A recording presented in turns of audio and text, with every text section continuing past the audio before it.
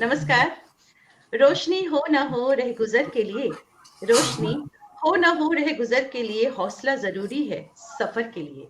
रूबरू theatre group और विजय Suri foundation की तरफ से शख्सियत सीजन 2 के इस अंक में इस वक्त जो शख्सियत हमारे साथ हैं, बेहतरीन रंगकर्मी तो हैं ही वो।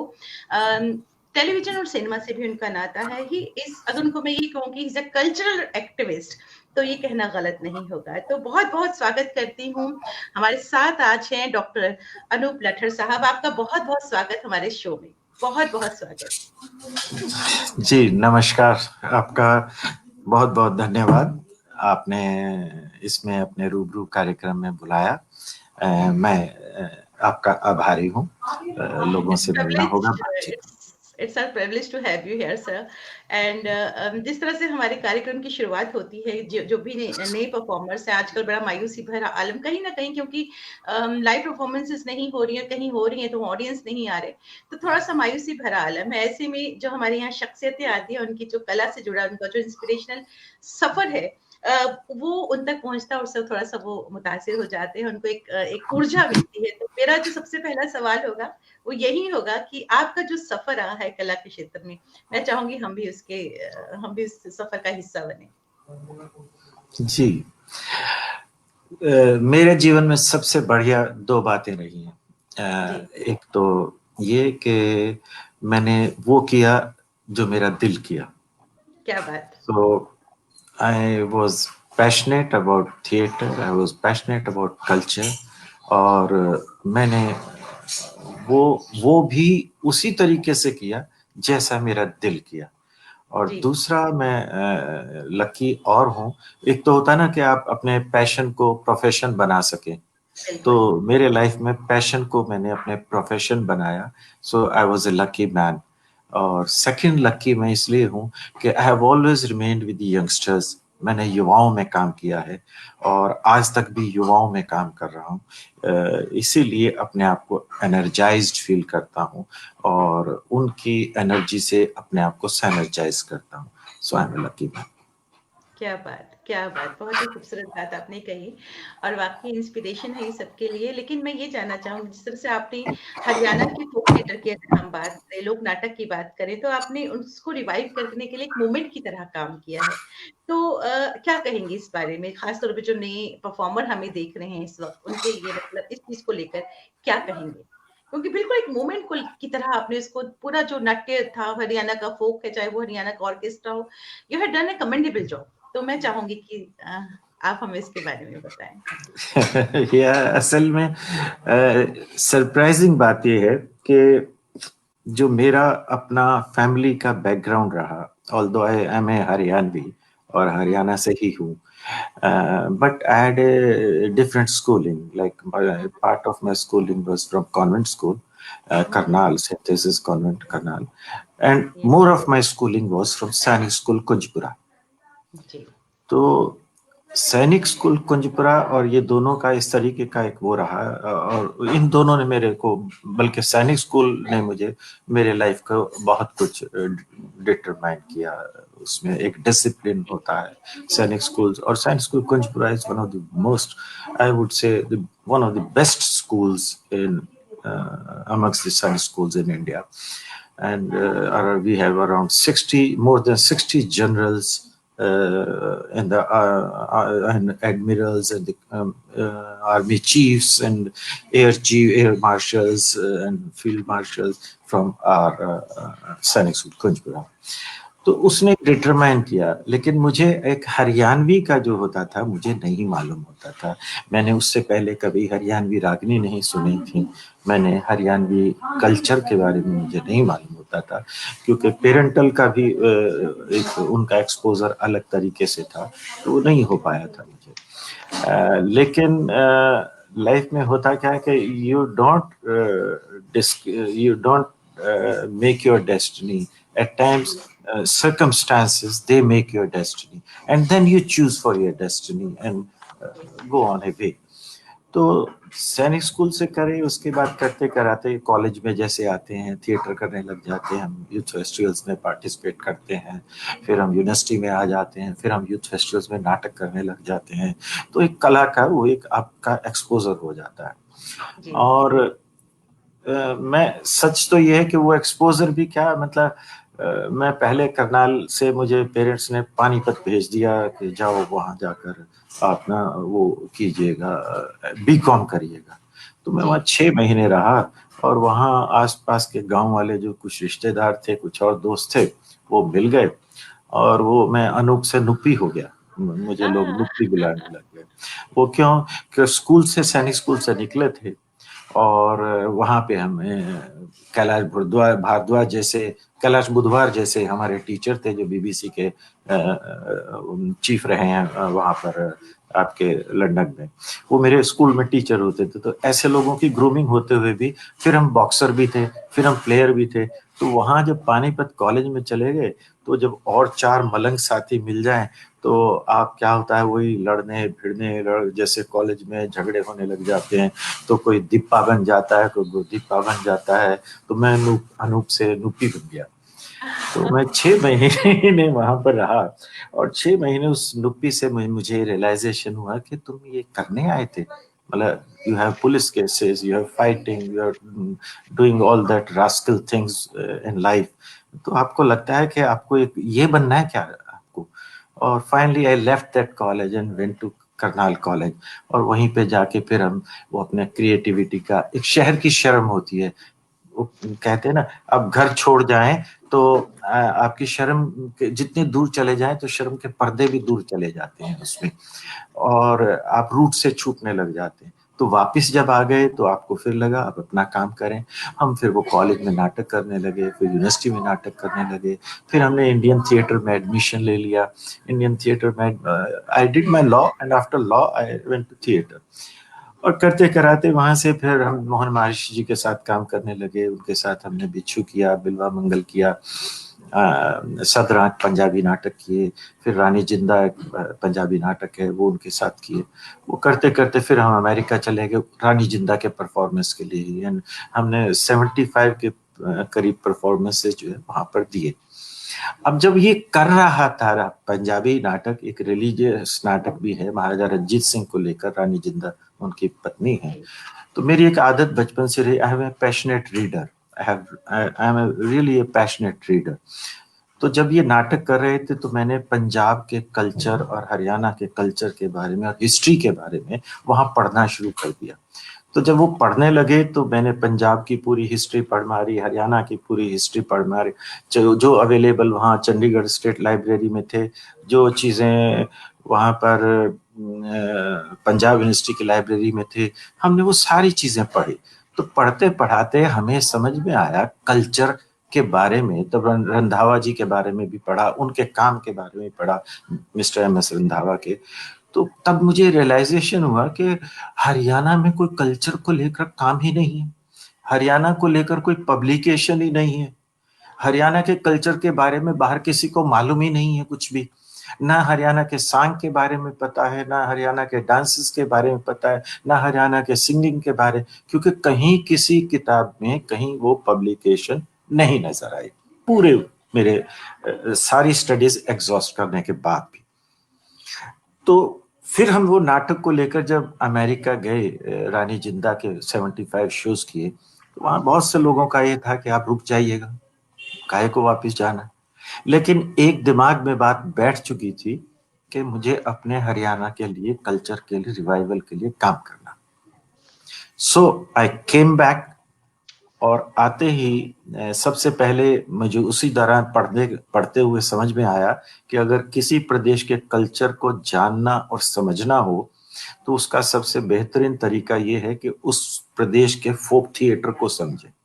क्योंकि ट्रू। फोक थिएटर में सब कुछ होता है, संगीत भी होता है, नृत्य भी होता है, कथा भी होती है, कहानी भी होती है, ह्यूमर भी होता है, सारी चीजें होती है। जी। तो मैंने 2 साल हरियाणा के एक सांग करने वाले फोक परफॉर्मर थे रामकिशन व्यास जी, जी। तो उनके साथ मैंने 2 साल लगाए। और मैं उन्हीं के पास जाता, उनके साथ जहां उनके परफॉर्मेंसेस होते गांव में, वहां जाते थे। जी।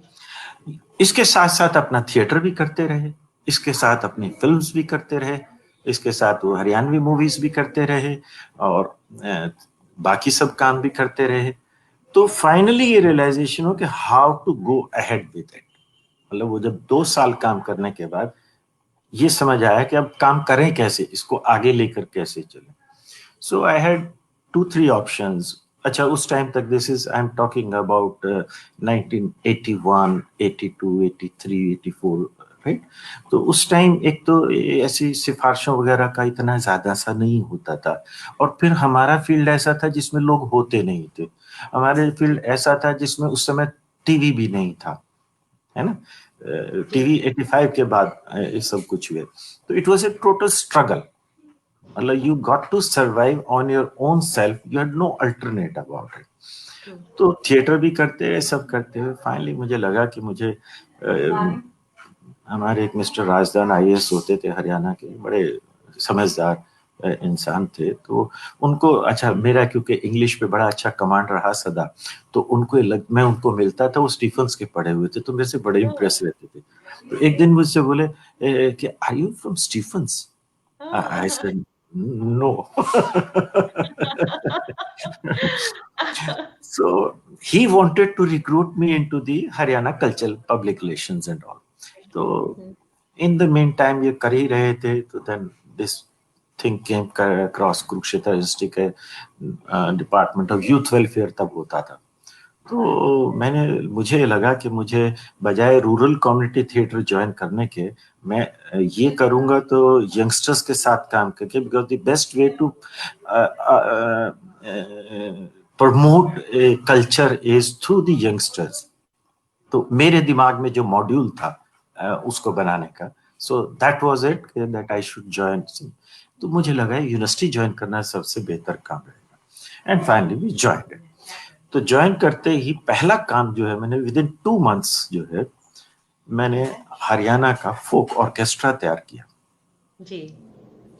और वो फोक ऑर्केस्ट्रा 28 फरवरी 1985 को मैंने दिसंबर में ज्वाइन किया था 84 में, और 28 फरवरी 1985 में चंडीगढ़ टैगोर थिएटर में हमने वो फोक ऑर्केस्ट्रा की प्रेजेंटेशन, हरियाणवी फोक ऑर्केस्ट्रा की वहां प्रेजेंटेशन पहली बार दी, and it clicked, people appreciated, press also appreciated. तो फिर तो और क्या चाहिए कलाकार को, अगर कोई मतलब अप्रिशिएट कर दे चीजों को, तो मुझे लगा मैं ठीक रास्ते पे चल रहा हूँ। बस उसके बाद वहां पर एक सांस्कृतिक संध्या के तौर पर हरियाणा दिवस मनाया जाता था, तो मैंने कहा इसी प्लेटफॉर्म को एक्सपेंड करते हैं। तो वो कहा करते हैं ना कि पंडित जी ने किसी को भेजा था कहीं पे, वो कहीं पंडित के यहाँ, मतलब जाट किसान जो है वो चला गया, उसने मत्था टेका, तो उसने देखा पंडित जी हैं, उसकी सेवा सुवा करने लग गया। तो सेवा करने लगे तो वो, अब पंडित जी को कहीं यात्रा पे जाना पड़ा। तो पंडित जी को यात्रा पे जाना पड़ा, तो उन्होंने कहा कि पीछे से वो कहने लगा, जमींदार कहता है मैं आपकी क्या सेवा करूं जी, आप तो जा रहे हैं। तो उन्होंने उनको गीता पकड़ा दी, तो उन्होंने कहा तू इसकी सेवा करना। तो वो गीता की सेवा करने लगा, तो इतने में वो देखता कि कोई चूहे आने लग गए। तो लोगों ने कहा बिल्ली पाल लो, तो उसने बिल्ली पाल ली। तो लोगों ने फिर कहने लगे उसका दूध के लिए गांव में जाता, लोगों ने कहा कि भैंस पाल लो। तो एक करते करते वो जब तक हुआ तो वहां भैंसें भी होगी, गायें भी होगी, और भी हो गया, और वो उनके रहने की जगह होगी, फिर उनको घास खिलाने की जगह होगी, और वो मंदिर भी बन गया, और मंदिर बढ़ते बढ़ते खूब सारा बड़े मंदिर बन गए। तो जब पंडित जी वापिस आए कुछ साल के बाद, तो आए तो उन्होंने देखा मेरा मंदिर कहाँ गया, कहाँ है सब। तो लोगों से पूछा कि वो मेरा यहाँ डेरा था एक, वो कहाँ है। वो कहने लगे वही है। तो उससे जमींदार से जाकर मिले, तो उसने कहा, अंदर गए तो वो वहीं बैठा था। तो उसने पूछा ये क्या हो गया सब। कहने लगे जी मेरा कुछ नहीं है, ये सब गीता पल गई है, ये आप ही का दिया हुआ है सब कुछ। तो हमने वो हरियाणा दिवस की सांस्कृतिक संध्या के तौर पर जो मनाया जाता था, हमने उसमें एक्सपेरिमेंटेशन शुरू किया। तो मैंने उसको हरियाणा की सांस्कृतिक प्रयोगशाला बना दी, और उसको हरियाणवी संस्कृति का यज्ञ बनाकर हमने सोच के चलना शुरू किया। तो पहले साल हमने, जैसे मैंने प्रेजेंट किया फोक ऑर्केस्ट्रा, तो उसमें कॉम्पिटिशन्स में स्टूडेंट्स में इंट्रोड्यूस कर दिया कि फोक ऑर्केस्ट्रा नेक्स्ट ईयर से कंपटीशन होगा। और हमें पता था कि उसमें पूरे स्टूडेंट्स नहीं कर सकते क्योंकि गांव के लोग वो बेचारे बजाते हैं प्रोफेशनल। हमने उसमें 3 स्टूडेंट्स मतलब 3 प्रोफेशनल लीड में परमिट कर दिए और धीरे धीरे करने लगे तो 3 से 2 ले आए, हम 2 से 1 ले आए, है ना। लीड में उनका बंद कर दिया और वो 4 कैरेक्टर स्टूडेंट्स जो वो करने लगे। नतीजा क्या हुआ कि जो यंगस्टर्स थे, पढ़े लिखे बच्चे शहरों के, वो उनको गुरु मानने लगे, उनकी इज्जत करने लगे, साथ में उन प्रोफेशनल्स को पैसे भी मिलने लगे। तो इज्जत भी मिली, पैसा भी मिला और उससे उनमें एक इंस्पिरेशन आया कि उन्होंने अपने अपनी अगली पीढ़ी जो थी जिसको वो नहीं करा रहे थे उसको भी वो पीढ़ी को आगे ले आए और उन्होंने उनको भी सिखाना शुरू किया। तो बस उसके बाद तो क्या था, हर साल में एक प्रेजेंटेशन तैयार करता था और अनाउंस कर देता था कि नेक्स्ट ईयर से ये कंपटीशन में, यूथ फेस्टिवल्स में आपके रत्नावली में आ जाएगा, मतलब जी, हरियाणा दिवस समारोह में आ जाएगा। जी। और वो हर साल में एक नया एक्सपेरिमेंट करता था, कल्चर उसमें तैयार और प्रेजेंट करते थे। तो उसी में जो है फिर हमारा होते होते सांग में क्या क्या चीजें होती हैं, सबसे पहले जरूरत थी कि साजिंदे हो, तो हमने फोक ऑर्केस्ट्रा शुरू किया। फिर हमें जरूरत थी कि उसमें डांस करने वाले हों, तो हमने डांस की, सोलो डांस की प्रतियोगिता शुरू कर दी। फिर उसमें हमने मेल डांस की प्रतियोगिता शुरू कर दी। फिर हमें उसमें हास्य चाहिए था तो हमने चुटकुला प्रतियोगिता शुरू कर दी। फिर हमें उसमें गायक चाहिए तो हमने रागनी भी उसमें प्रतियोगिताएं शुरू कर दी। क्या फिर बात हमें हरियाणवी नाटक चाहिए था तो पहले हरियाणवी नाटक प्रतियोगिता की, उसी के बाद उसमें सांग का हमने धीरे धीरे करते, फिर हमने सांग की प्रतियोगिता पहले 30 मिनट का, फिर 45 मिनट का, फिर अगले साल 1 घंटे का, फिर उसके बाद 1.5 घंटे का और फिर हमने पूरा फुल फ्लेजेड 2 घंटे का, जैसे फुल फ्लेजेड सॉन्ग होता है वो हमारे यंगस्टर्स करने लगे। और हिंदुस्तान में हरियाणा एकमात्र प्रदेश है जो अपने सांग को यंगस्टर्स में ट्रांसफर कर पाया। अदरवाइज चाहे बंगाल हो, चाहे मध्य प्रदेश मार्च हो, चाहे यात्रा हो, चाहे महाराष्ट्र का तमाशा हो, सब जगह वो जो थिएटर है, फोक थिएटर जो है, वो प्रोफेशनल्स जो पुराने हैं वो ही कर रहे हैं। हरियाणा एकमात्र ऐसा स्टेट है जहां पर युवा समारोह में सांग एक प्रतियोगिता है और 2 घंटे का सांग प्रतियोगिता है। क्या तो बात इसी उसमें हमारी गीता फल गई और ये सारी चीजें हमारे टोटल हरियाणा कल्चर का हम रिवाइव कर पाए और आज सभी लोग इस बात में प्राइड लेते हैं। और पूरे देश के लिए मैं फिर कहूंगा, यही एक मॉड्यूल है थिएटर को, अगर फोक थिएटर को करने का, कि यस। उसको बाइफरकेट करके हर कॉलेजेस में इसी तरीके से इवेंट में जब करेंगे, करते करते फिर उसको फोक थिएटर को ले आएंगे तो इस मॉड्यूल से वो हर हालत में आगे बढ़ेगा। मेरा ऐसा सोचना है कि this is a wonderful experiment which we have done and we have been very successful about it. This is about folk और I have enjoyed folk, yes. I have enjoyed folk और मुझे हर प्रदेश का फोक अच्छा लगता है, मुझे हर प्रदेश की बोली अच्छी लगती है। क्या बात। बल्कि वो कहे ना कि मैं चाहता हूं कि हम पत्नी से चाहते हैं कि वो मेरी माँ से प्यार करें, मैं दोस्तों से चाहते हैं वो मेरी माँ की इज्जत करें। वो तभी होगा जब मैं अपनी पत्नी की माँ की इज्जत करूं, उनको प्यार करूं। क्या बात, बहुत खूबसूरत, बहुत ही खूबसूरत, बहुत ही वो तभी खूबसूरत। होगा जब मैं अपने दूसरे लोगों की माँ से प्यार करूंगा तो वो मेरी माँ से प्यार करेंगे। क्या और बात। मेरी माँ बोली, अगर मैं उनकी माँ बोली को प्यार करूंगा तो वो मेरी माँ बोली से प्यार करेंगे। So I have always always through my whatever messages and whatever talks we have had with students, एक चीज सदा उनको कही है कि अगर चाहते हो कि तुम्हारी हरियाणवी से कोई प्यार करे तो सबसे पहले आप दूसरी माँ बोलियों से प्यार करिए। So this has been my so great inspirational. success. This yes, has been my great success because हमने इनिशिएट किया। यस। नहीं तो जब आप इस तरीके से हरियाणवी हरियाणवी हरियाणवी में काम करने लगते हैं ना, या कहीं भी आप मराठी मराठी मराठी, तो आपके साथ कई बार वो भी हो जाता है कि लोग आपको सेग्रीगेट करना शुरू कर देते हैं, है यस, ना, ट्रू। आपको आइसोलेट इजम्स में जोड़ के आपको उनमें कर देते हैं। So, but when you are regarding others, when you are giving due respect to others also, फिर आप उससे भी बचते हैं. So I would always tell everybody कि अगर आप काम करना चाहते हैं गांव देहात फील्ड कहीं पे भी, दूसरे को इज्जत करना सीखिए, दूसरे के काम को भी इज्जत करना सीखिए. So this is, और ये करते करते हम फोक कल्चर रिवाइव कर बैठे. जी, बिल्कुल, बहुत खूबसूरत। लेकिन जो आपने हरियाणा में गर्ल्स ऑर्केस्ट्रा भी आपने स्टार्ट किया, तो ये अपने आप में एक बहुत बड़ी बात है। तो किस तरह के चैलेंजेस आपके सामने आए जब स्पेशली आपने ये किया, गर्ल्स को इंट्रोड्यूस किया ऑर्केस्ट्रा में? जी जी, ऐसा है कि असल में सांग भी जो है ना, हमारे यहाँ जो फोक थिएटर है, तो जी, उसमें सांग में दर्शक के तौर पे महिलाएं भी प्रतिबंधित है. जी, लेकिन ऐसा नहीं है कि कभी सांग में महिलाओं ने काम नहीं किया. There has been a lady long long back before 1947, hmm, hmm, Hasina Begum. Hmm, hmm, वो कलायत वाली भी कहलाती है, हसीना बेगम कलायत वाली. हुँ, वो उनका अपना एक टोल था सांग का, वो अपना सांग परफॉर्म किया करती थी, वो महिलाओं का उनका था. लेकिन वो एक एक्सेप्शन था, उसके अलावा कभी कोई नहीं. 1947 आया, माइग्रेट करके पाकिस्तान चली गई, तो वो भी खत्म हो गया. उसके बाद तो और भी ये हुआ कि दर्शक के तौर पे भी महिलाएं नहीं जाती थी, प्रतिबंधित थी. तो हमने ये सोचा कि ऐसे वो जमाना गया, तो क्योंकि मैंने आपको बताया कि हमने पहले सोलो डांस शुरू कर दिया, तो उसमें लड़कियां आने लगी.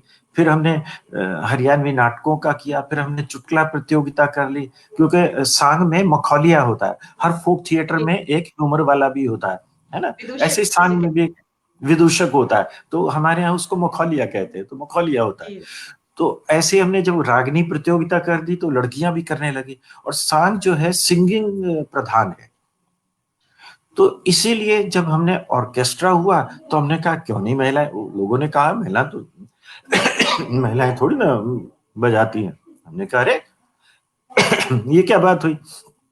तो इनिशिएट किया, प्रोटेस्ट होता है, थोड़ा ऑब्जेक्शन भी आते हैं, प्रतिरोध होते हैं, हो जाते हैं. ऐसे ही सांग में भी हमारे अब लड़कियां जो हैं, वो युवा समारोह में रत्नावली फेस्टिवल में, हमारा उसका जो मेन फेस्ट है वो रत्नावली फेस्टिवल है.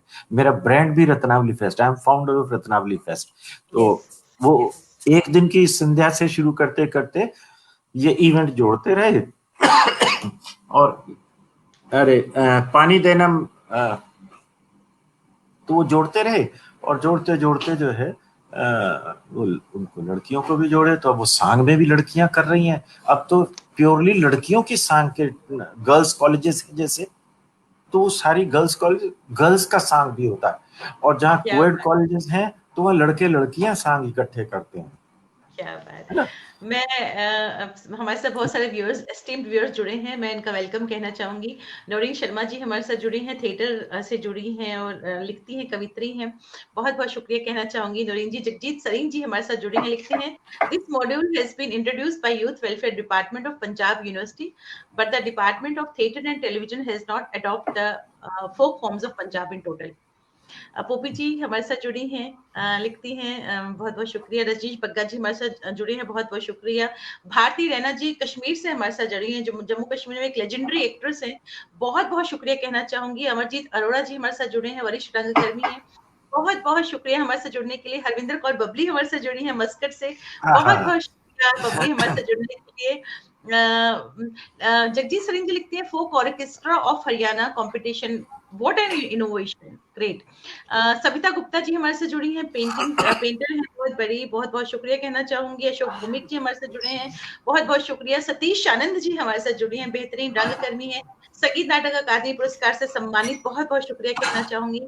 मनोहर लाल गांधी जी हमारे से जुड़े हैं, बहुत-बहुत शुक्रिया। विनीता ठाकुर जी हमारे साथ जुड़ी हैं, शिलांग से ब्रॉडकास्टर हैं, बहुत-बहुत शुक्रिया कहना चाहूँगी। रितु तिवारी हमारे साथ जुड़ी हैं, ब्रॉडकास्टर हैं, बहुत-बहुत शुक्रिया कहना चाहूँगी हमारे साथ जुड़ने के लिए।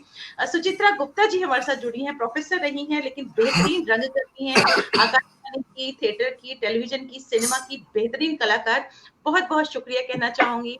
श्वेता हमारे साथ जुड़ी हैं, बहुत-बहुत शुक्रिया। रश्मि धर जी हमारे साथ जुड़ी हैं, बेहतरीन रंगकर्मी हैं और आकाशवाणी के नाटकों से जुड़ी हुई हैं। श्याम सुंदर जी मुंबई से हमारे साथ जुड़े हैं, बेहतरीन रंगकर्मी, सिनेमा और टेलीविज़न से उनका गहरा नाता। बहुत-बहुत शुक्रिया श्याम सुंदर जी। सविता हुसैन जी हमारे साथ जुड़ी हैं, बेहतरीन रंगकर्मी हैं, अपना ग्रुप है इनका, टेलीविज़न और सिनेमा से उनका नाता। बहुत-बहुत शुक्रिया। सुभाष गुप्ता जी हमारे साथ जुड़े हैं, बेहतरीन रंगकर्मी, बेहतरीन निर्देशक थिएटर के। बहुत-बहुत शुक्रिया कहना चाहूँगी सुभाष गुप्ता जी आपको। डॉक्टर सरला मेहता हमारे साथ जुड़ी हैं, she is a doctor but she is associated with theatre and Akashvani के नाटक अनुभाग से जुड़ी है। बहुत-बहुत शुक्रिया। शोभा आहूजा जी हमारे साथ जुड़ी हैं, बहुत-बहुत शुक्रिया कहना चाहूँगी। जितने भी एस्टीम्ड व्यूअर्स हमारे साथ जुड़े हैं, पोपी जी हमारे साथ जुड़ी हैं, बहुत-बहुत शुक्रिया। अनिल गोयल जी जुड़े हैं, हमारे साथ लिखते हैं, very interesting to listen to you, I have seen videos of your programme. बहुत-बहुत शुक्रिया अनिल गोयल जी हमारे साथ जुड़ने के लिए, बहुत-बहुत शुक्रिया कहना चाहूँगी मैं आपको।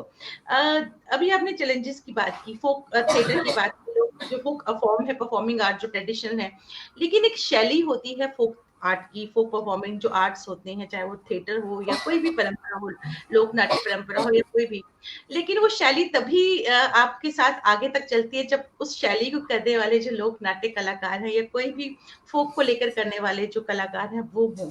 और वो गाँव-गाँव में जाकर आपने किस तरह से उन लोगों को कॉन्फिडेंस बूस्ट अप किया, और क्योंकि बहुत अच्छी कंडीशन नहीं होती, मेरा ये मानना है। आप क्या कहेंगे इस बारे में? ये शैली तभी ज़िंदा रहेगी जब उससे जुड़े लोग ज़िंदा हों।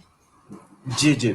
शैली तभी ज़िंदा रहेगी जब उनको उसमें एक प्राइड की फीलिंग हो, जब यस, उनको उसमें यस, फाइनेंशियल कुछ इंटरेस्ट लगेगा। यस, आर्थिक, यस। बिना मान-सम्मान और बिना पैसे के वो आगे नहीं आएँगे। वेरी अब ट्रू। ये सांग का जैसे हमने शुरू किया, जब सांग का हमने शुरुआत कर ली, जब ये सब पहले बाइफरकेशन में चीज़ें शुरू की और उसके बाद सांग शुरू किया, तो हमने यही इनिशिएट किया कि जो पुराने सांगी हैं, आप उनको पकड़ के अपना सांग तैयार करवाइए। तो वो पुराने सांगी जो हैं, वो सांग तैयार कराने लगे। तो उससे एक हुआ, एक तो वो शुद्ध रूप उसका आया।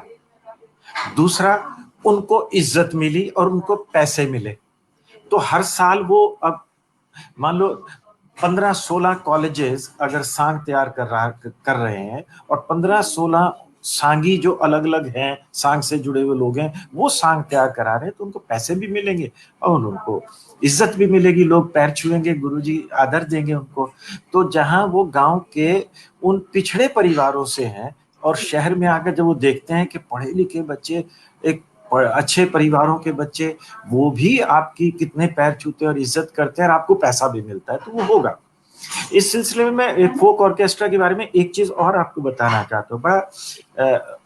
शायद लोगों को, बहुत कम लोगों को इस बारे में पता है कि जब हमने हरियाणा में हमने फोक ऑर्केस्ट्रा मैंने पहले अपने यहाँ किया, फिर रत्नावली में उसमें शुरू करवा दिया, फिर अपने यूथ फेस्टिवल्स में हमने कुरुक्षेत्र यूनिवर्सिटी के में वहां इंट्रोड्यूस कर दिया। तो फिर हमने प्रयास किया कि पूरे हरियाणा की यूनिवर्सिटीज में फोक ऑर्केस्ट्रा एज ए कंपटीशन शुरू हो, और वो भी हो गया। उसके बाद हमने कहा कि पूरे हिंदुस्तान के ही तो लोक साजों और साजिंदों का यही हाल है, खत्म हो रहे हैं। तो हमने एआईयू में एक प्रस्ताव भेजा, 2-3 साल लगातार प्रस्ताव भेजा कि हमने हरियाणा में एक्सपेरिमेंट किया है फोक इंस्ट्रूमेंट्स के रिवाइवल के लिए, और पूरे देश में फोक इंस्ट्रूमेंट्स इसी तरीके से पीछे जाते जा रहे हैं और आगे आगे होगा तो ये खत्म हो जाएंगे, तो हमें शुरू करना चाहिए। तीसरे साल में कल्चरल बोर्ड का मेंबर भी था एआईयू में, और वहां पर मैंने फिर ये प्रस्ताव, हमारी बल्कि सागर में मीटिंग थी वहां पर कल्चरल बोर्ड की, और वहां फिर मैंने 2-3 ट्राइबल यूनिवर्सिटीज के, मिसिस सांगा थी और थे, उनको रोप इन किया, उनको समझाया कि आपके सारे जो लोक कलाकार हैं, लोक साजिंदे और लोक साज आपके खत्म हो रहे हैं। आपने भी देखा होगा, वो उन्होंने भी समझा कि हाँ। तो मैंने कहा हम फोक ऑर्केस्ट्रा, हमें एआईयू के जो यूथ फेस्टिवल्स हैं ऑल इंडिया यूनिवर्सिटी के, हमें उसमें इसको फोक ऑर्केस्ट्रा को कंपटीशन इंट्रोड्यूस करना चाहिए। अगर वो करेंगे तो अपने आप करते कराते वो एक साल के लिए एक्सपेरिमेंट के तौर पर मान लिया गया हमारा प्रपोजल, और फोक ऑर्केस्ट्रा एआईयू के यूथ फेस्टिवल्स में इंट्रोड्यूस हो गया। बस एक साल इंट्रोड्यूस होने की बात होती है, फिर तो शुरू क्या हुआ, फिर तो जैसे वो हुआ तो हर यूनिवर्सिटी को इवेंट में पार्टिसिपेट करना है, तो करना है तो उनके जो एफिलिएट कॉलेज है उन्होंने वहां भी अनाउंस करना पड़ेगा अपने यूथ फेस्टिवल्स में। उन्होंने वहां भी अनाउंस कर दिया। नतीजा ये हुआ कि सारे हिंदुस्तान, चाहे पंजाब है तो पंजाब की यूनिवर्सिटीज ने फोक ऑर्केस्ट्रा को अपने यहाँ कंपटीशन इंट्रोड्यूस कर दिया। अब पंजाब में पंजाबी फोक ऑर्केस्ट्रा होता है, तमिलनाडु में तमिल फोक ऑर्केस्ट्रा होता है, महाराष्ट्र में मराठी फोक ऑर्केस्ट्रा होता है, बंगाल में बंगाली फोक ऑर्केस्ट्रा होता है। लेकिन वो जो शुरुआत हुई वो हरियाणवी ऑर्केस्ट्रा से शुरू होके और फिर एआईयू के माध्यम से वो जब हो गया तो फिर वर्षा की तरह ऊपर से सब जगह साजिंदों का एक रिवाइवल हो गया। तो कई बार थोड़ी सी सोच से चीज चलने से करते, कहां से हमने जब शुरू किया था तब हमने सिर्फ हरियाणा का सोचा था, लेकिन जो उसका फल मिला वो पूरे देश में फोक ऑर्केस्ट्रा, पूरे देश में फोक इंस्ट्रूमेंट्स, पूरे देश में फोक इंस्ट्रूमेंटलिस्ट जो है वो सबके सामने आ गए, डॉक्यूमेंट भी हो गए और रिवाइव भी हो गए। दिस इज क्या बात, बहुत क्या बात, कमेंडेबल, कमेंडेबल। हमारे साथ डॉक्टर अय्याज आरिफ साहब जुड़े हैं कश्मीर से, जिन्होंने अपनी जो रिसर्च वर्क है थिएटर पर की है, इज अ ग्रेट थिएटर से जुड़े हुए हैं, रंगमंच से तो है ही, टेलीविजन और सिनेमा से इनका गहरा नाता है, प्रोड्यूसर और डायरेक्टर रह चुके हैं, बहुत सारे सीरियल्स, बहुत सारे नाटक बना चुके हैं, कर चुके हैं, प्रोड्यूस कर चुके हैं। बहुत बहुत शुक्रिया कहना चाहूंगी। ये लिखते हैं कि respect for art and artist is must, no artist no soul, very true. Shabbir Mujahid Sahab हमारे साथ जुड़े हैं, जो जम्मू कश्मीर और लद्दाख के स्टेशन डायरेक्टर रह चुके हैं दूरदर्शन केंद्रों के, बहुत बहुत शुक्रिया कहना चाहूंगी। अवतार साहनी जी हमारे साथ जुड़े हैं, बेहतरीन रंगकर्मी हैं, संगीत नाटक अकादमी पुरस्कार से सम्मानित और हमारे साथ शख्सियत में कल थे। बहुत बहुत शुक्रिया अवतार सर आपका। सुचित्रा गुप्ता जी लिखती हैं कमेंडेबल, बहुत बहुत शुक्रिया आप सभी एसटीएम व्यूअर्स का। आप गोल्ड मेडलिस्ट रह चुके हैं इंडियन थिएटर डिपार्टमेंट जो है चंडीगढ़ का, और इसके अलावा नेशनल स्कूल ऑफ ड्रामा से जुड़ी हुई एक बात है जो मैं चाहूंगी कि आप खुद ही हमें बताएं।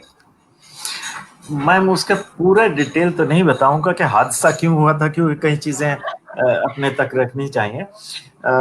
मैं असल में मेरा एडमिशन हो गया था, लेकिन उसी दौरान में, हाँ जी, उसी दौरान में जो है हम मोहन महर्षि जी के साथ थिएटर करते थे और वहाँ पर वो पृथ्वी सेंटर फॉर परफॉर्मिंग आर्ट्स खुलना था। तो बस वो छोड़कर हमने अपना वहाँ चंडीगढ़ पृथ्वी सेंटर ऑफ परफॉर्मिंग आर्ट्स में जो है वहाँ अपना काम करना डिसाइड किया और वहीं पर फिर हमने उनके साथ नाटक किया और काम किया। तो अच्छा, एक मैं दूसरा अभी कहना चाहूँगा, अनिल गोयल जी और वो मेरे उसमें भी हैं, फ्रेंड लिस्ट में भी, और बहुत सा फॉलो करते हैं, हम बातचीत भी करते हैं और बड़े चिंतन भी करते हैं। उनको बहुत से थिएटर को लेकर और कल्चर को लेकर कई बार मेरे साथ उनकी बातचीत होती है, तो मैं उनका भी स्वागत करता हूँ। और हरविंदर कौर बबली जो है वो मेरी स्टूडेंट भी रही है। मैं पंजाब यूनिवर्सिटी पटियाला में एज टीचर एज उसके लिए जाया करता था, प्रोडक्शन भी मैंने वहाँ पर की हुई है, तो मैं उनका भी स्वागत। जी, मैं ये जानना चाहूंगी, आपने कुछ फिल्में भी की हैं हरियाणवी, उनके बारे में क्या कहेंगे आप? मैम हरियाणवी नहीं, मैंने पंजाबी भी की है। पंजाबी में अभी लेटेस्ट फिल्म अभी आई थी साल पहले, सैल्यूट, तो सैल्यूट में भी मैंने काम किया था। और वेब सीरीज भी है, दिल्ली वुड नाम से वेब सीरीज, वो भी की है। हाँ, जो सबसे प्रमुख काम है, दिस वाज इन 1982 और समथिंग, चंद्रावल फिल्म, हरियाणा की एक ऐसी मूवी थी which was a landmark in the Indian movie circle, जिसकी गोल्डन जुबलीज भी हुई हैं, और कोई शहर ऐसा नहीं था जिसमें वो लगी और उसने सिल्वर जुबली ना मनाई हो। मतलब एवरी प्लेस, चाहे वो राजस्थान जयपुर में हो, या आपके मध्य प्रदेश में लगी हो, या उत्तर प्रदेश में लगी हो, या हरियाणा में लगी हो, फाजिलका अबोहर में लगी हो, हर जगह उस फिल्म ने सिल्वर जुबली बनाई थी। तो चंद्रावल फिल्म में मैंने चंदरिया की भूमिका जो है, प्रमुख भूमिका थी, और बहुत अच्छा मैं कर पाया उसमें। वो मैंने किया था। हालांकि पहले डिसाइड ये हुआ था कि मैंने उसमें हीरो का पात्र करना है, लास्ट टाइम पे मुझे बताया गया कि नहीं आपने वो पात्र करना है, और मुझे लगा बाद में मैंने करने के बाद तब उस समय निराशा हुई कि हुआ क्या, लेकिन मेरे को लगता है शायद आज मैं उस रोल के लिए मुझे आज भी याद किया जाता है। फिर एक लाडो बसंती फिल्म थी, उसमें मैं हीरो था, हरियाणा की फिल्म थी वो भी, उसमें मैं हीरो रहा, एक फौजी की भूमिका थी, और मेरे लिए बड़े आसान थी क्योंकि हम सैनिक स्कूल कुनपुरा के पढ़े हुए थे।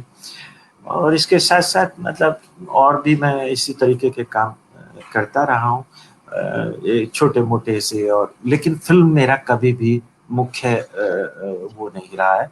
मतलब मुख्य मेरा जो रहा है युवाओं में रहकर और अपने हरियाणा के कल्चर को, रिवाइवल को, उसके साथ साथ चाहे साहित्य कार्यशाला हो, फिल्म हो, छोटा मोटा इधर करते रहे। क्योंकि दो बोट में रहकर आदमी कामयाब नहीं हो सकता। कुछ लोग होते हैं जिनको बॉम्बे जाना होता है, और कुछ लोग वो होते हैं जो घर में रहकर माँ की सेवा करते हैं। तो वेरी ट्रू। मैंने माँ बोली की सेवा की है, अपने क्या कल्चर की सेवा। बात, क्या बात, बहुत ही खूबसूरत, सो इंस्पायर्ड, इतना इंस्पिरेशनल है ना, बहुत ही इंस्पिरेशनल। एंड अनूठा नायक, क्या कहेंगे? जी। हाँ, अनूठा नायक भी एक बहुत बढ़िया वो रहा। इंडिया टुडे मैगजीन जो है, जी। तो मुझे एडिशन तो ईयर याद नहीं रहा, लेकिन उनका वो 20th एनिवर्सरी था इंडिया टुडे की। तो जब उनकी 20th एनिवर्सरी थी तो उन्होंने कुछ ऐसे पूरे हिंदुस्तान से 20 लोग चुने, अलग अलग फील्ड्स के। कोई जी। डॉक्टर्स, कोई साइंटिस्ट, कोई कल्चर, कोई आर्ट, कोई अलग अलग हम्म। फील्ड से चुने। तो उसमें उन्होंने 20 लोगों में, उन अनूठे नायकों में मुझे भी नॉमिनेट किया। और I am still thankful to that excellent organisation.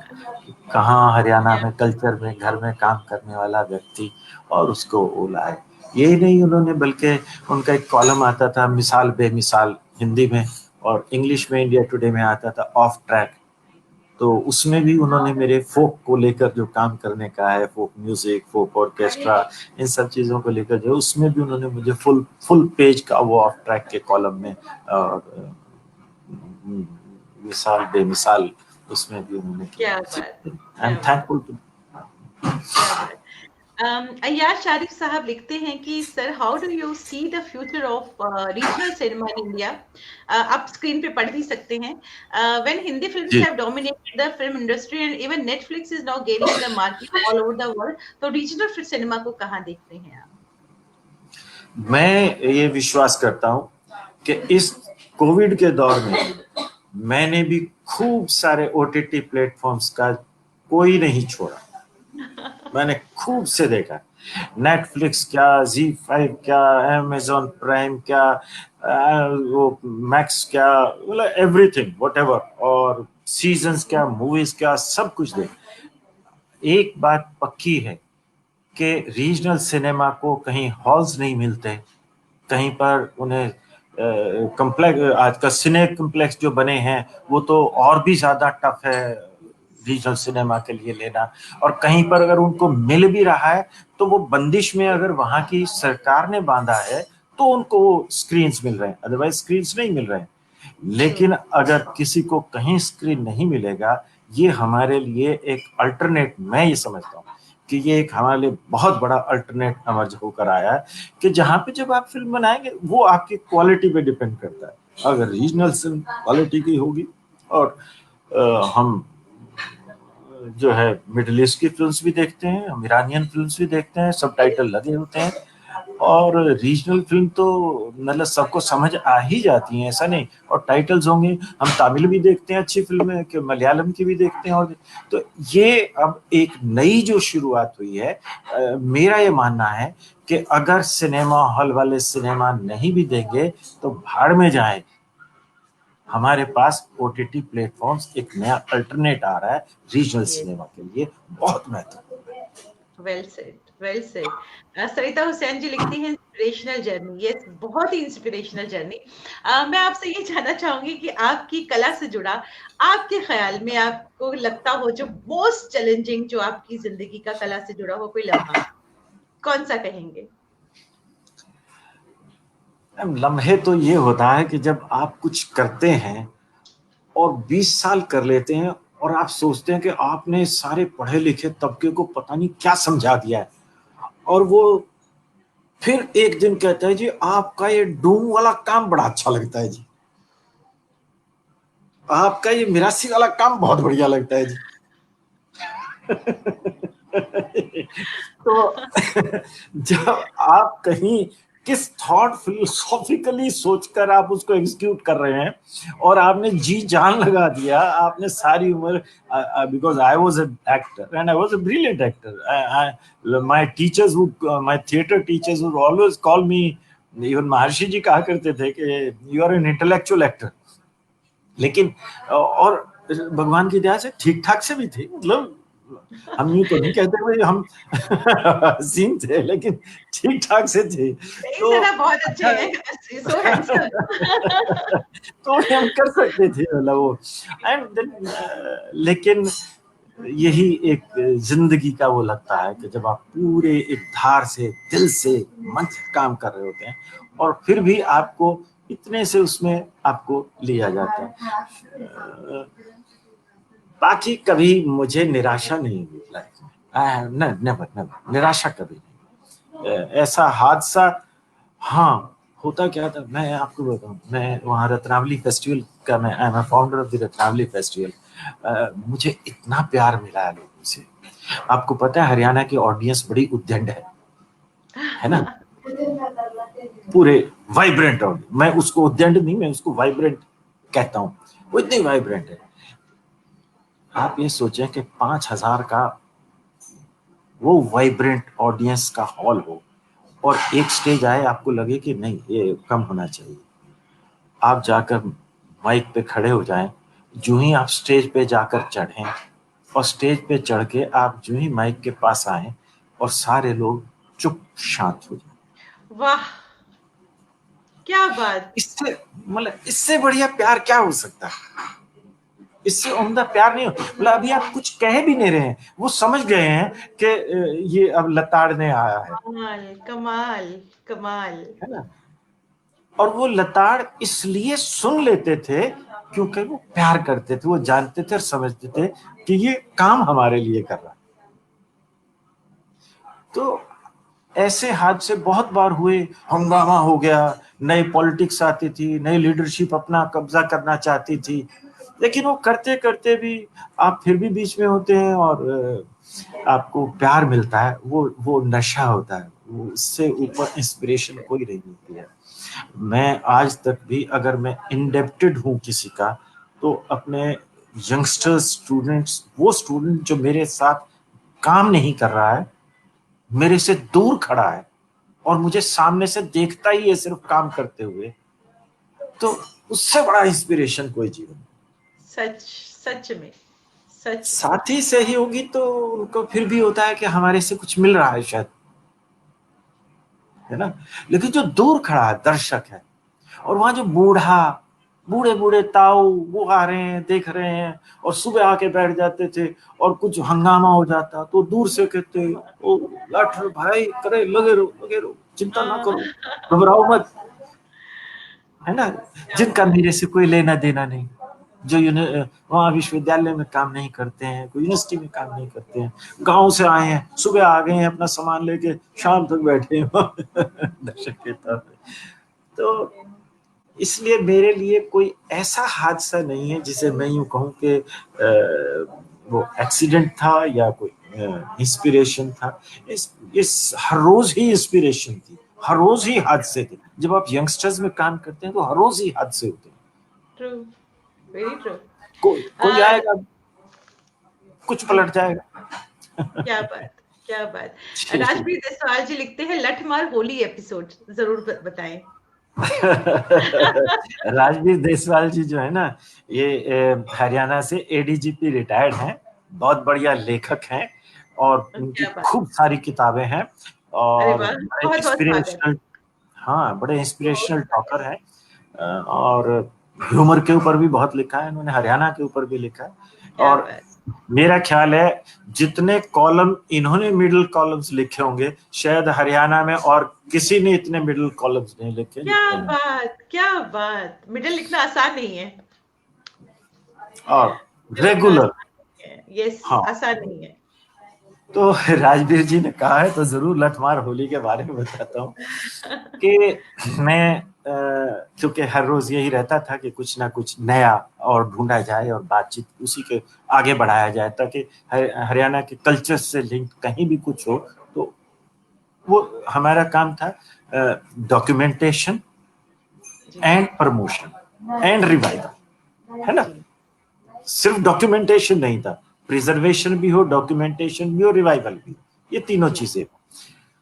तो असल में तो हरियाणा होली पर्व जो है ना, ये पूरा हरियाणा और ब्रज, ये पूरा जो इलाका है, अगर यहाँ का जैसे यूरोप में होता है ना क्रिसमस फेस्टिवल होते हैं, तो क्रिसमस हॉलीडेज होती हैं, जी जी है ना। तो जी असल में तो वो होली होली फेस्टिवल एक दिन का नहीं होता, वो होली फेस्टिवल बहुत सारे दिनों का होता है, और उसमें से बहुत सी चीजें जो समाप्त हो गई हैं, जी जो मजाक किए जाते थे। आप हम बचपन में काला ठप्पा, वो आलू को काट के आधा उसमें वो क्रॉस को डिजाइन बना के फिर भागते थे बच्चे और वो लगाते थे, और फिर कहते थे होली है, फिर कहते थे, फिर वहां रुपया डाल देते थे, रुपये को चुपके से धागे से बांध के खिसकाते थे, वो कोई उठ के उठाने लगता था तो फिर कहते थे होली है ना। तो ऐसे हरियाणा में हर जगह अलग अलग तरीके से होली मनाई जाती है, बहुत से जगह नौलथा है, वहां पे बड़ी अच्छी होली इस तरीके की मनती है। लेकिन इसी में हरियाणा का जो एक भाग है, जो फरीदाबाद और मेवात और पलवल ये सारी बेल्ट है, इसमें होली अलग तरीके से मनाई जाती है। जैसे जी वृंदावन में अलग से बनाई जाती है ना। आपके ऐसे बहुत से गांव ऐसे हैं, जैसे हरियाणा में गांव है बंचारी, जी तो हमने बंचारी पे के बारे में सुना था, तो मैं बंचारी भी, वहाँ एक दूसरा गांव है कोसी के पास है, वो फालन है, फिर जाब है, तो जाब की होली अलग है, फालन की होली अलग है, बंचारी की होली अलग है, और नंदगांव की होली अलग है। ये सब की हालांकि मशहूर नंदगांव की ज्यादा होगी, जी लेकिन वो होलियां इससे भी ज्यादा बड़ी हैं, और जहां भी वो होली मनाई जाती है तो दाऊ जी के फेस्टिवल से मनाई जाती है। तो जी वहां पे जो है बड़ी एक अच्छी परंपरा है बंचारी में, और उसको लेके भी हमने काम किया, उसकी डॉक्यूमेंटेशन भी की। और आप कहें तो मैं दिखाता हूँ आपको, ये पेंटिंग है यहाँ पर, ये लगी हुई है, अगर आप जी देखें दिख सकता हो बिल्कुल आपको, बिल्कुल है जी ना। जी बिल्कुल यस यस ये यस यस ये पेंटिंग जो है ना, ये होली की पेंटिंग है, उसी गांव की।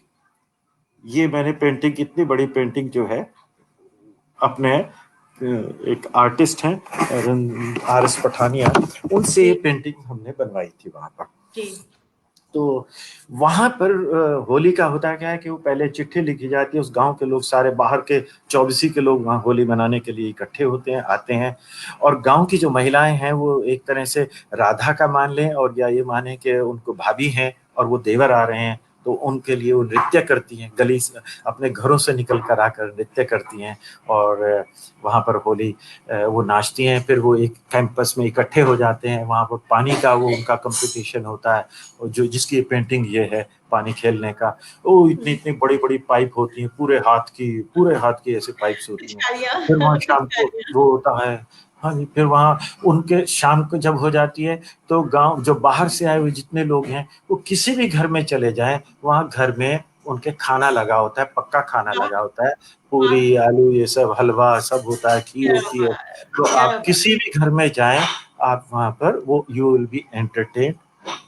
और उसके बाद क्या फिर बात वहां रात को गाने बजाने का, चौपाइयों का कंपटीशन होता है, जो पूरी रात चलता है, 5-6 जगह पे अलग अलग, और वहां पे उनका आज भी चलता है, वो आज भी चलता है। और हमने फिर उस बंचारी वाले पे भी काम करना शुरू किया, उसकी पेंटिंग्स भी बनवाई जो मेरे पास हैं, और उसके नृत्य को लेकर मैंने एक वहाँ पे जो डॉक्यूमेंटेशन रसिया नृत्य होता है, तो उस रसिया की डॉक्यूमेंटेशन की थी। फिर फाइनली जैसे मैं सारा बाइफरकेट करके करता हूँ, और वो तो ऐसे ही रसिया को भी हमने, उसकी वीडियो मेरे पास थी, तो 2012 है या 11 की बात है, तो मैंने एक रसिया पे कार्यशाला लगाई। उसमें क्या किया कि जो कॉलेजेस में नृत्य तैयार कराते हैं ना, फोक डांस, उनको बुलाया, पहले उनको वो वीडियो दिखाई कि देखो ये डांस फॉर्म ऐसे होती है, इसको सीखो। तो उन्होंने सीखा, उनको बताया कि अगले साल ये कंपटीशन शुरू करूंगा मैं। तो कंपटीशन शुरू करने का मतलब है उनको रोजगार मिलेगा, जी जो डांस के बिल्कुल हाँ कोचेस है ना। तो वो बनाया, 90 स्टूडेंट्स इकट्ठे किए, और उनका डांस परफॉर्मेंस, 90 स्टूडेंट्स का डांस परफॉर्मेंस हमने तैयार करके उनकी वीडियो बना के सारे कॉलेजेस को भेज दी, और अगले साल से रसिया लोक नृत्य की शुरुआत कर दी, तो एक नया लोक नृत्य शुरू हो गया। कमाल, है ना। कमेंट इट इज मतलब डॉक्यूमेंटेशन मेरे पास वो आज से 25 साल पहले की वो डॉक्यूमेंटेशन भी है, और आज वो नई तरीके से वो वहां पर प्रेजेंटेशन। वाकई मालविका जोशी जी हमारे साथ जुड़ी हैं, लेखिका हैं, कवित्री हैं और आकाशवाणी के नाटकों से जुड़ी हुई हैं, बेहतरीन रंगकर्मी है मालविका जोशी जी, बहुत बहुत स्वागत आपका। सुमन पॉल जी हमारे साथ जुड़ी हैं, ब्रॉडकास्टर हैं, जम्मू से हमारे साथ जुड़ी हैं, बहुत बहुत स्वागत। सुभाष गुप्ता जी लिखते हैं कि इस तरह की पर्सनैलिटीज सुमन पाल जी को मेरा भी नमस्कार। सुभाष गुप्ता जी बहुत खूबसूरत कमेंट लिखते हैं, बहुत बहुत शुक्रिया। राजवीर देसवाल जी लिखते हैं, tell the episode when you drank entire milk.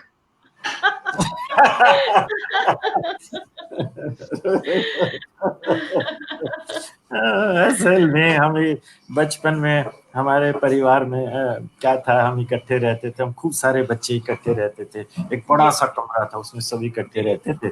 और राजवीर जो है ये भी हमारे साथ, हम असल में परिवार हैं एक तरह से, है ना। इनके पिताजी हमारे पिताजी दोस्त थे, हम इनके पिताजी को चाचा जी कहते थे, ये हमारे पिताजी को चाचा जी कहते थे। मतलब हमारा ऐसा पारिवारिक संबंध है। वो भी परम मित्र थे, हम भी परम मित्र हैं, परम मित्र नहीं भाई हैं आपस में, हम ये मानते हैं। तो हम इकट्ठे रहा करते थे। तो बचपन में शरारतें होती है ना, सब शरारत करते हैं। अच्छा, मुझे सोने की आदत थी, मैं सो जाता था। तो मैं सोता था तो ये सब आप भी करते होंगे शैतानियां, ये आते थे, कोई कान में डाल जाएगा, कोई पतला सा वो कागज का बनाएगा नाक में डाल देगा, है ना, और वो कूद के उठेगा। अच्छा, बड़ों का बड़ा डर होता था, उधर से आवाज आएगी, अगर इधर आवाज हुई उधर से आवाज आएगी, क्या हो रहा है ना। तो मम्मा डैडा का तो बड़ा डर होता था उस टाइम। तो मैंने कहा अच्छा, इन्होंने मेरे को आए और मेरे ऐसे ही नाक में डाला, मैं कूद के उठा। मैंने कहा क्या है, ये कहते हैं सो क्यों रहा। मैंने कहा सो नहीं रहा था, तो आंखें बंद करके ना ध्यान कर रहा था। तो और करते कराते इन्होंने मुझे तंग किया तो मैं जाकर किचन में गया। अब रात को क्या होता था, हमारे ने सबके लिए दूध रखा होता था, हमने सोने के वक्त जो है फिर हम सब वो गर्म दूध पीते थे। तो अभी वो गर्म भी पूरे से नहीं था। मैं गया किचन में, मुझे गुस्सा आया होगा, मेरे को तंग कर रहे हैं, मुझे लगा कि शिकायत तो मेरी होगी, सुबह मेरी पिटाई भी होगी। मैं गया, वो पूरा पतीला उठाया और पूरा पतीला उठा के वो दूध मुंह पे लगाया और मैंने पूरा पतीला खाली कर दिया, वो सबके हिस्से का था।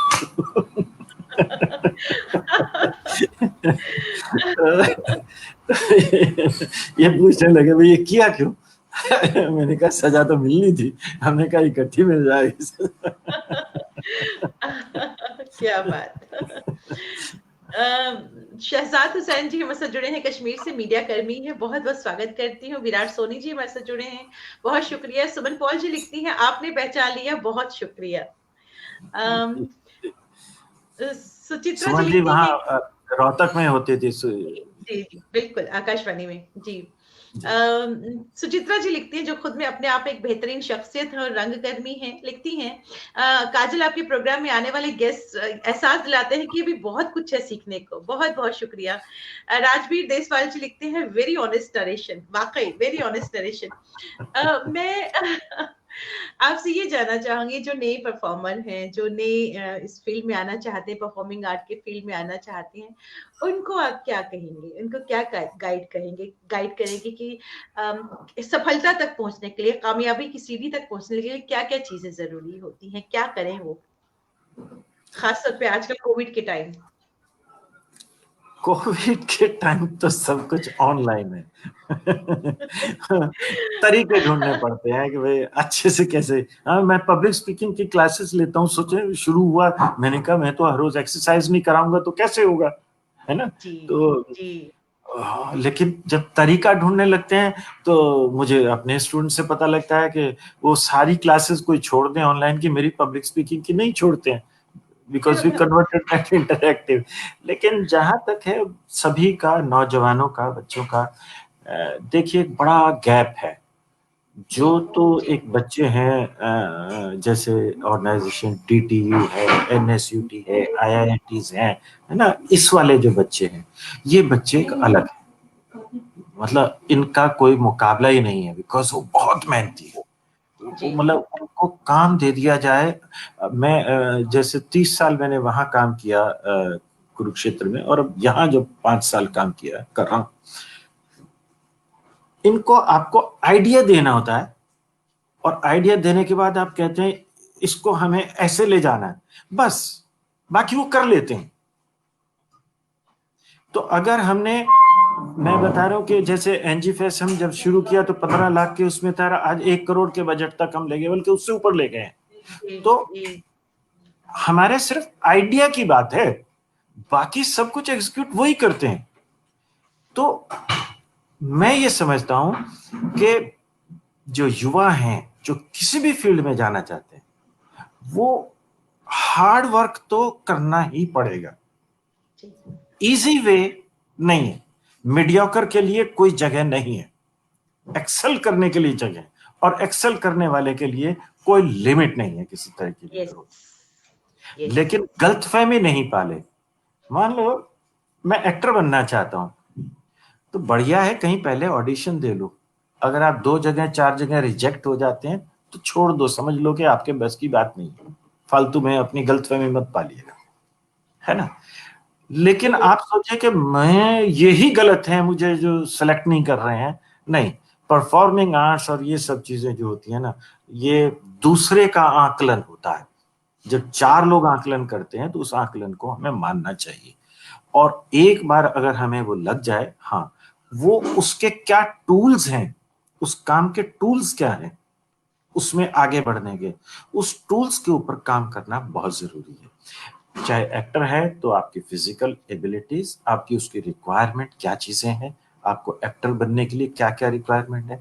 आप एंकर बनना चाहते हैं तो उसके लिए आपको कंटेंट राइटिंग भी हो, आपके पास शब्द भी हो, आपका अध्ययन भी हो, आपका बैकग्राउंड इस तरीके का लिटरेरी हो कि आपको शब्दों के जंजाल में फंसे नहीं। आप ऐसी भी कुछ इमरजेंसी आ जाए तो आप एकदम फटाफट फटाफट शब्द अपने आप निकले। और शब्द कब निकलेंगे आपके मुंह से अपने आप? जब आपने पढ़ा होगा। आपने पढ़ा होगा तो शब्द निकलेंगे, नहीं तो शब्द नहीं निकलेंगे। फिर आप सोचेंगे तो आप एंकर भी नहीं बन पाए। तो किसी भी परफॉर्मिंग आर्ट्स में, परफॉर्मिंग आर्ट्स का लाइफ में कहीं भी, मतलब if you want to excel, तो आपको उसके लिए पढ़ना, अध्ययन, उसके लिए टूल्स जो एक्वायर है। मतलब मैं ये कहूंगा उन्हें कि सुबह उठें तो भगवान से हर रोज प्रार्थना करें, अपने अल्लाह से, अपने वाहिगुरु से, अपना जो भी उनका गॉड है उससे हर रोज सवेरे उठ के प्रार्थना करें, और प्रार्थना करके कहें कि हे प्रभु, मैं जो स्वप्न लेता हूं, मेरे स्वप्नों को साकार करने के लिए जो मुझे चाहिए, मुझे उसके लिए सशक्त करें। क्या बात। तो सशक्त करना जो है वो बहुत जरूरी है। स्वप्न लेना बुरा नहीं है, स्वप्न दिन में भी लें, रात को भी लें, आप अच्छे से अच्छे लें, बुरे से बुरे लें, स्वप्नों पे कोई लिमिट नहीं है। लेकिन अगर आप ये चाहते हैं कि स्वप्नों को साकार करना है, तो फिर प्रभु से हर रोज ये प्रार्थना जरूर करें कि मुझे मेरे स्वप्नों को साकार करने के लिए, मुझे सशक्त बनाने के लिए मेरे कृपा करें। क्या और बात। वो कृपा है आप मेहनत करें। वेरी ट्रू, वेरी शॉर्टकट्स नहीं है, आपको मेहनत तो करनी पड़ेगी। सुभाष गुप्ता जी लिखते हैं, बहुत बड़े रंगकर्मी, बेहतरीन रंगकर्मी और निर्देशक हैं। लिखते हैं कि after hearing personalities one realizes how much is yet to learn and do in the field of art and theatre. One life is short for it. Very true, one life is short for it, very true. और मैं चलते चलते आपसे जानना चाहूंगी, लाठड़ की चौपाल। Ma'am, असल में तो समय फिर वो रह जाता है और दर्शकों का समय भी सीमित होता है। बहुत सी चीजें हैं। जो लाठड़ की चौपाल मेरे YouTube चैनल है, और उसमें मैं अपने जो पिछले पहले के काम किए हैं वो भी अपलोड करता हूँ, और नए लोग जो काम कर रहे हैं उनके भी काम उसमें करता हूँ। तो और जिन्होंने देखना जो मेरे जीवन की यात्रा में मेरे साथ लोग जुड़े हैं और आगे मिले हैं, पीछे मिले हैं, मैं उनके भी उसमें इंट्रोड्यूस करता हूं।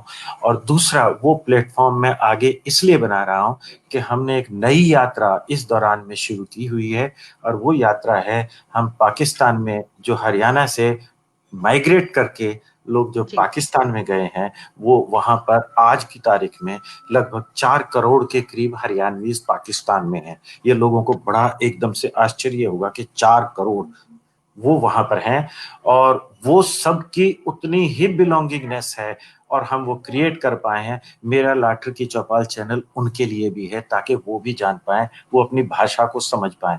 और हम एक ब्रिज क्रिएट कर रहे हैं ऑलरेडी, हम अपने उस इंडो पाकिस्तान के उसमें हम एक ब्रिज क्रिएट कर रहे हैं, जिसमें वहां पर भी ऑलरेडी मुशायरे शुरू हो चुके। वहां एक नोरा ग्रुप है हमारा, हरियाणवीज का संस्था बनी है नोरा।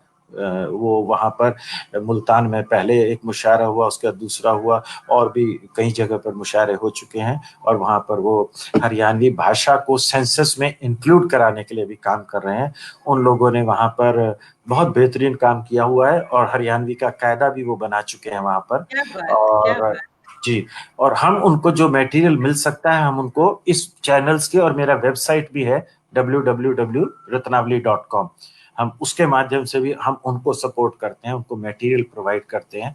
और वहाँ के जो नोरा संस्था है, उसके प्रेसिडेंट चेयरमैन हैं राव तस्वीर अहमद, उसके जनरल सेक्रेटरी हैं अख्तर मिर्जा साहब, और उसके वाइस प्रेसिडेंट हैं राणा शाहिद इकबाल और राणा औरंगजेब। ये उनके सभी के वो हैं। और अगर समय सा थोड़ा खुल गया तो जरूर हम उसके अब नेक्स्ट जो वहां पर कोई प्रोग्राम इस तरीके का होगा, तो मैं जरूर वहां उनके साथ शामिल हूंगा, और कोशिश करेंगे कि हम भी यहाँ पर कोई रत्नावली या कोई और ऐसा प्लेटफॉर्म जो क्या करें, बात। तो हम वहां से अपने पाकिस्तान के सांग करने वाले, रागनी गाने वाले वहां पर हैं, और वो आज तक मेंटेन किए हुए हैं। नगमे भी लिखे हैं, किताबें भी लिखी हैं, नावल भी लिखे हुए हैं उन्होंने। वो कहानी को हम कुछ और कहते हैं, वो कुछ और, मैं नाम भूलता अफसाने, हूँ वो क्या। अफसाने। अफसाने, अफसाने लिखते हैं, तो अफसाने लिखते हैं।